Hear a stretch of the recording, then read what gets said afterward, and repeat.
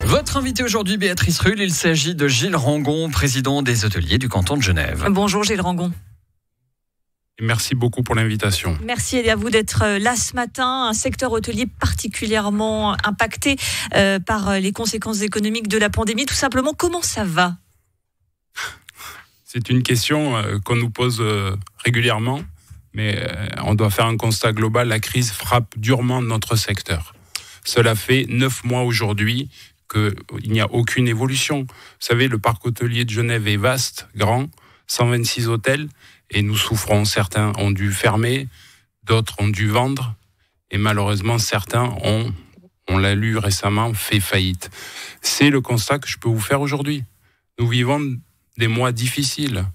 Nous avons pu aujourd'hui, grâce à nos propres ressources, subvenir à cette trésorerie. Aujourd'hui, on a besoin d'une aide parce que ça fait long. Et peut-être que si ça continue à durer, on aura besoin d'encore plus d'aide. Vous faites pourtant partie des cas de rigueur. Ce n'est pas suffisant ? On fait partie, et je profite pour remercier les autorités, le canton de Genève, d'avoir œuvré avec nous pour nous identifier comme cas de rigueur. Aujourd'hui, peut-être on va recevoir cet argent, ce fonds perdu qu'on a besoin pour pouvoir maintenir nos hôtels à flot, mais c'est suffisant aujourd'hui. Pour certains, oui, pour d'autres, non. Mais si ça dure, ça ne sera pas suffisant. Vous l'évoquiez, il y a eu pas mal de nouvelles récemment concernant votre secteur. Alors, on a des grands noms comme le Richemont qui sont fermés depuis l'été dernier. Depuis, pas de nouvelles. On a la fermeture de l'Atrium, cet hôtel qui avait ouvert seulement en février, qui est contraint à la fermeture. On a également le Beau Rivage qui change demain.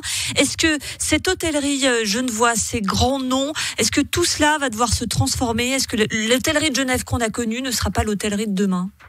Mais le parc hôtelier, comme je le dis, est vaste. Ça peut être de grands noms, les palaces qui rayonnent à travers le monde, mais derrière vous avez des PME, des entreprises familiales de diverses catégories.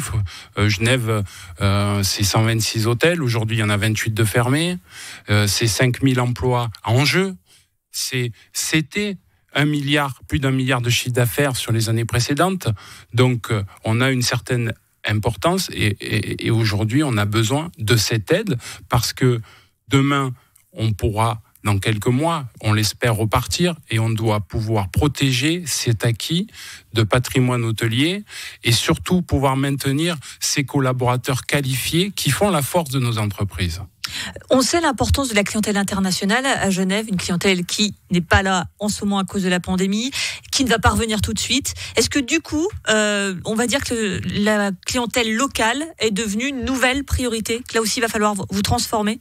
Mais le segment, il est séparé en 4, vous l'avez dit. On a un quart, c'est des hommes d'affaires du corporate. L'autre quart, c'est la diplomatie internationale. Le dernier quart, c'est les events et les conférences qui sont à l'arrêt. Mais c'est les 3 quarts qui n'ont bien sûr, mais on est en pause aujourd'hui. C'est une pause, mais une pause pas parce que nous n'avons pas fait les choses correctement, mais parce qu'aujourd'hui, nous vivons une crise sanitaire qui nous impose et oblige à des restrictions de voyage sanitaires et on en subit juste les conséquences. Donc, nous, ce que nous voulons, c'est pouvoir maintenir à flot toutes nos entreprises pour demain. Demain, on pourra repartir, mais il faut pouvoir nous aider. Et aujourd'hui, le loisir est peut-être un secteur que nous allons renforcer. Mais nous savions déjà le faire. Il ne faut pas oublier qu'à l'origine, Genève, dans les années 30, 40, 50, était un marché de loisirs. Ça n'a jamais été le monde des affaires. C'est arrivé après. Donc, ce que nous savons faire, il faut savoir aujourd'hui le renforcer. Vous l'avez dit récemment, Genève Tourisme travaille sur le développement de la Genève Loisirs. Voilà, c'est justement ces fameux livres blancs avec donc parmi les pistes, créer une offre plus lisible, facile d'accès, attirer davantage la clientèle suisse. Tout ça, j'imagine que vous y souscrivez ? Oui, tout à fait. Mais je vous rappelle, chacun d'entre nous participe.